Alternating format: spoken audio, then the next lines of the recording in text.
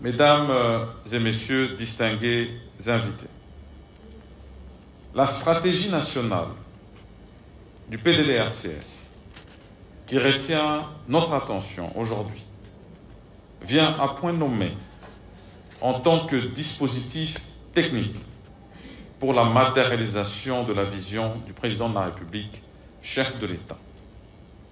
Elle vient accompagner et appuyer la politique du gouvernement en matière de stabilisation, de sécurité et de relance économique à l'est du pays.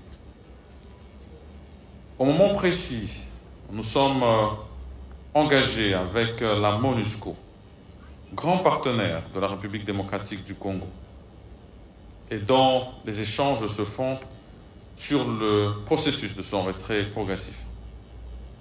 Une façon de dire qu'en plus de ces missions spécifiques, le PDDRCS prend le relais de ce partenaire.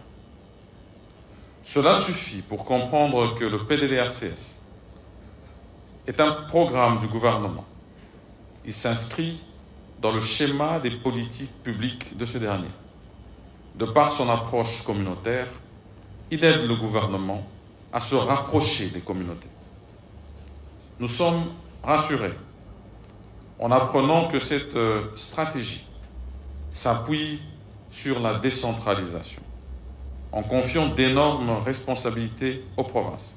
Nous sommes aussi contents d'avoir ces représentants de ces provinces ici ce jour, et créant un large cadre de collaboration avec les ministères provinciaux sectoriels.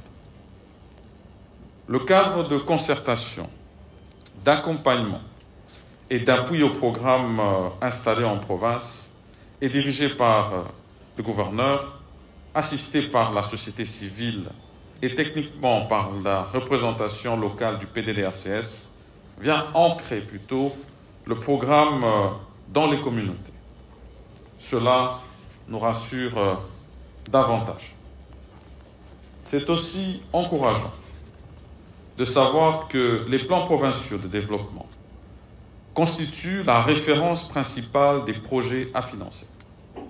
Cela me permet d'établir un lien étroit entre le PDDRCS et le programme de développement de nos territoires déjà en chantier.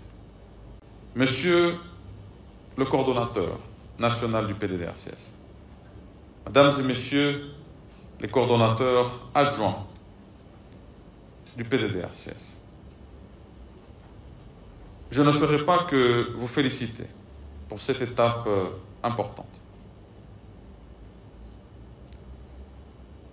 Mais je vais aussi insister que cette étape de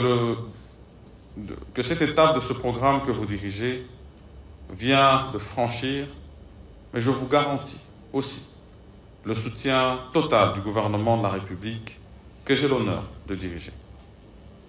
Je sais que les enjeux sécuritaires, politiques et économiques, ainsi que diplomatiques, mais aussi les défis liés à ce programme sont énormes. Vous ne serez pas seul à y faire face. Par mon canal et avec l'effort de l'ensemble des membres du gouvernement, vous aurez mon appui et tout l'accompagnement de la République.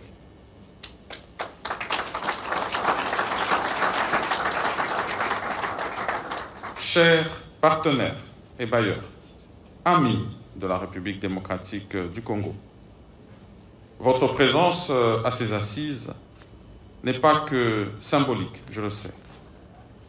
C'est un signal et un motif d'encouragement. Comme vous l'avez toujours fait, je vous invite à passer déjà à l'œuvre. La stratégie nationale, fruit d'un processus participatif, est disponible. Ceci au regard des échanges qui ont caractérisé ce processus. Et comme ça l'a été dit, toute œuvre humaine n'est pas parfaite.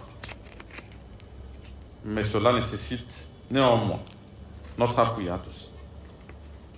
Les réalités de terrain permettront d'améliorer et d'adapter ce programme au contexte des milieux respectifs. Là où elle n'est pas explicite, le plan opérationnel le sera. Là où elle n'est pas complète, les sous-stratégies provinciales et les plans opérationnels provinciaux le seront. J'ose croire que cet atelier n'est pas une fin en soi, mais plutôt une opportunité pour donner au programme ses chances de réussite, là où les précédents n'ont pas fait leurs preuves.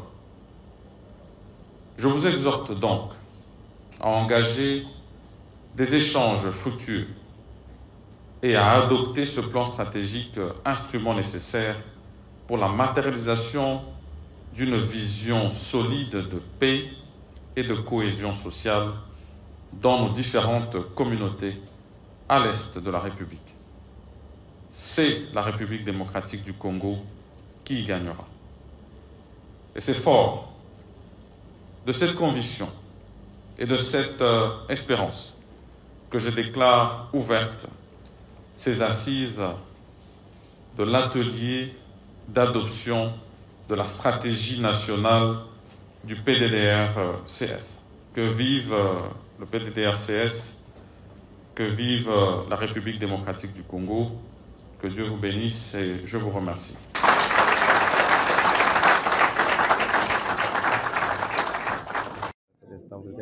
Ça, c'est quel organe? Congo Fort Télévision. Allez.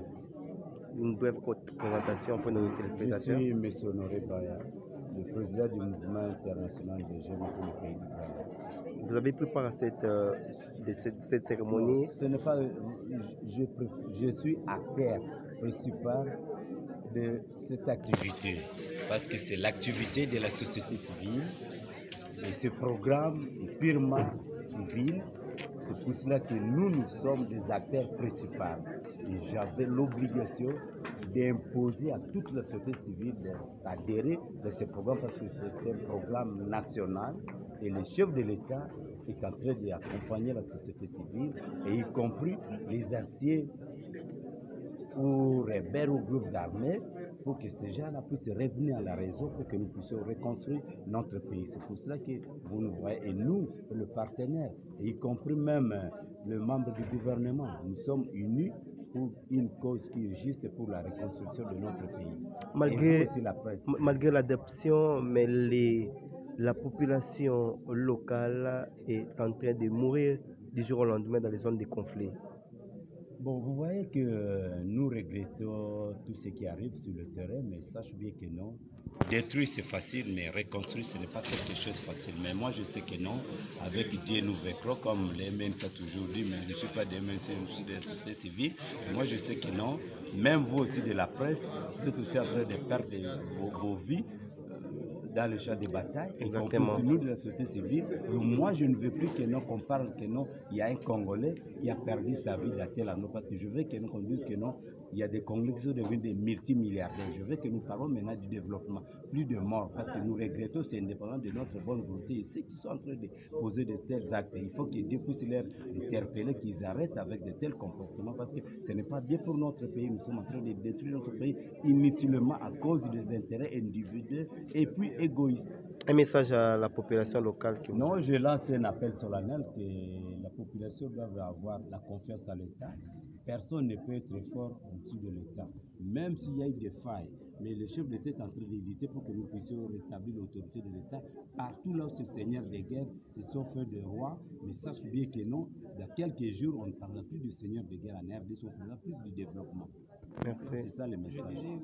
De manière concrète, quel serait l'apport de cet atelier pour le désarmement des groupes armés? Non, l'atelier aujourd'hui, on n'avait pas ce que je peux dire comme un cahier de charges. Nous avons déjà un document qui nous permet que nous, les partenaires, connaissent leurs responsabilités, le gouvernement, y compris aussi les anciens. Parce que moi je dis que non, ce sont nos frères. Peut-être, je ne sais pas pourquoi ils sont allés prendre des armes, mais le pays tend la main à ces gens-là de revenir à la raison pour que nous puissions construire notre pays. Et le chef de l'État est dispo pour pardonner tout ce monde-là, mais y compris aussi les terroristes étrangers qui sont là. Nous devons les prendre, c'est pour ça que vous avez vu, nous sommes là avec la communauté internationale pour qu'on puisse les amener dans leur pays respectifs. Mais les Congolais doivent construire leur pays, mais aujourd'hui, le travail que nous venons de faire, ça prouve maintenant que non, tout le monde doit savoir leurs responsabilités pour la reconstruction de notre pays, parce qu'on ne peut plus parler d'histoire de guerre, parce qu'il n'y a pas de guerre. C'est juste des conflits inutiles, qu'il y a quelques gens qui sont en train de profiter, ils sont peut-être à Kinshasa ou au village ou bien à l'étranger, mais nous savons bien que non, ce pays c'est le pays de Dieu. Là où ils sont en train de croire que non, ils sont au-dessus de la loi, mais la loi, personne ne peut être au-dessus de la loi. Vous avez plaidé à ce que la société civile ne soit pas... attendez, oui. J'ai participé à la télé, j'avais vu vos plaintes que la société civile ne doit pas seulement être spectatrice, alors que... est-ce que vos revendications ont été... Je dirige la société civile au niveau de l'Afrique. Oui. Et les partenaires que vous le voyez ici avec moi, ils n'ont jamais exécuté même pas un projet. Mais souvent, ils prennent l'argent, ils sont ceux qui détiennent l'argent. Et c'est la société civile qui exécute le projet. Mais cette fois-ci, nous disons que non, les programmes doivent être gérés par les Congolais parce que nous sommes un État souverain. Exactement. Quand vous venez nous accompagner, ce n'est pas que nous vous êtes au-dessus de notre pays, parce que nous sommes tous les membres des Nations Unies, nous sommes un État souverain. Et cette fois-ci, c'est aux Congolais d'exécuter les programmes. Et puis, les partenaires peuvent nous accompagner pour faire l'évaluation. C'était ça ma préoccupation. Et je ne veux pas que les politiques puissent s'approprier de ces programmes, parce que c'est le programme de la base. Et c'est nous, la société civile, et vous, la presse, que vous vivez avec la base. Ce n'est pas les partenaires, ce n'est pas le gouvernement qui sont dans leur bureau climatisé, mais vous et nous, nous sommes là où il y a des gens qui sont en train de souffrir, qui sont en train de passer des moments très difficiles. Nous devons faire une synergie ensemble pour que nous puissions réussir ensemble. Merci. Merci. Les noms complets. Oui, monsieur l'ambassadeur. Les développements sont réunis. Merci beaucoup. Je vous remercie. Pouvez-vous reprendre un peu là? Je dis ceci. Oui. Vous venez de participer à cet atelier de validation des BDRCS. Qu'est-ce qu'on peut retenir d'essentiel au cours de cet atelier de ce lundi? D'abord, il s'agit d'un atelier d'adoption, parce que la validation est faite par le comité de pilotage qui est présidé par le chef de l'État. Oui. Ce que je peux retenir, c'est que le gouvernement congolais est réellement décidé à en finir avec les antivaleurs. Le Premier ministre l'a réellement dit ici. Une évaluation totale a été faite pour tout ce qui a été mené comme combat antérieurement. Et aujourd'hui, le président de la République a pris la décision, avec une nouvelle vision, d'aller vers un développement intégré, communautaire, qui va pouvoir rassembler et ceux qui ont pris les armes et ceux qui sont dans les communautés. Et nous pensons que la stratégie telle que définie va sûrement, s'il y a un bon suivi et si toutes les ressources sont mobilisées, ce programme va sûrement donner de bons résultats. Après adoption, quel résultat attendu? Après adoption, il faut une nouvelle étape qui va être celle de la validation par le comité de pilotage. Et donc à ce stade, ce n'est qu'une étape. Merci beaucoup.